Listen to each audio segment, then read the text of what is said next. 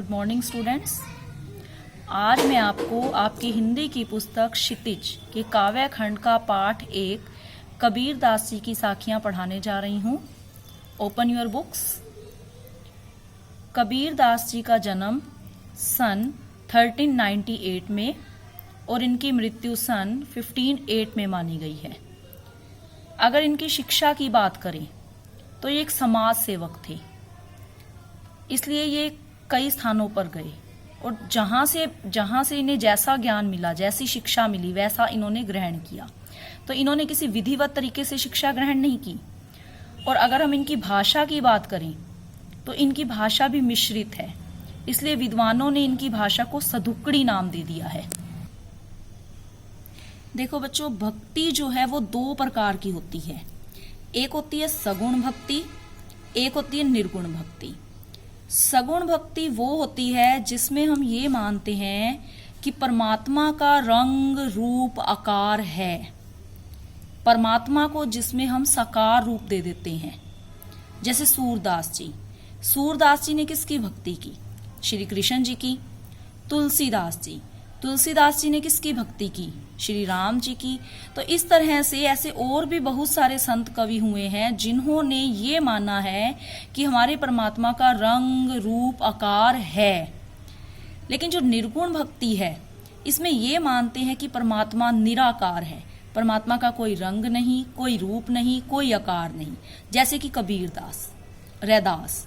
तो ऐसे और भी बहुत से भक्त कवि हुए हैं जिन्होंने ये माना है कि हमारे परमात्मा का कोई रंग नहीं, कोई रूप नहीं, कोई आकार नहीं, वो निराकार है।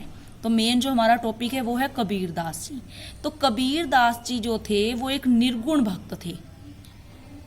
उनके अनुसार परमात्मा हमारे हृदय में बसता है और उन्हें हमें अपने हृदय में ही ढूंढना चाहिए।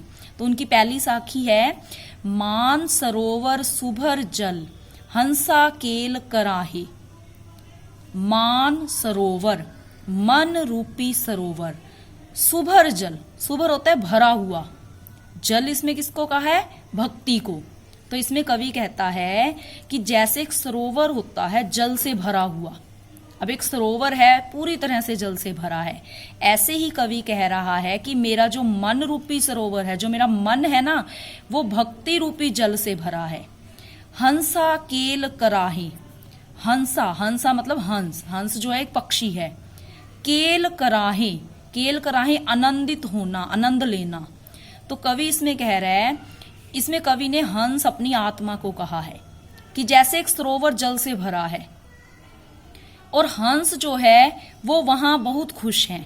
तो ऐसे ही कवि कह रहा है कि मेरा मन रूपी सरोवर भक्ति रूपी जल से भरा है और मेरी हंस रूपी आत्मा वहां रहकर बहुत आनंद ले रही है, बहुत खुश है।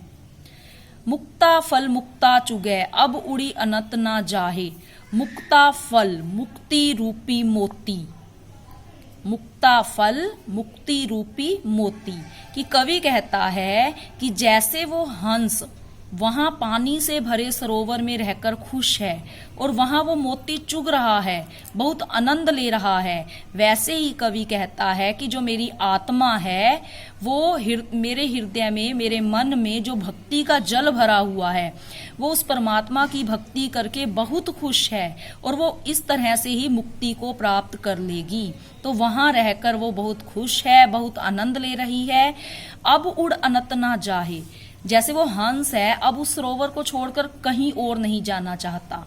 अनत मतलब किसी अन्य स्थान पर, क्योंकि वो सरोवर जो है वो जल से भरा है। अब जब जल से भरा है तो उसे वहां चुगने के लिए मोती भी मिल रहे हैं। तो ऐसे ही कवि कहता है कि मेरी जो ये आत्मा है वो पूरी तरह से परमात्मा की भक्ति में लीन है और अब वो उस परमात्मा को छोड़कर कहीं और जाना नहीं चाहती।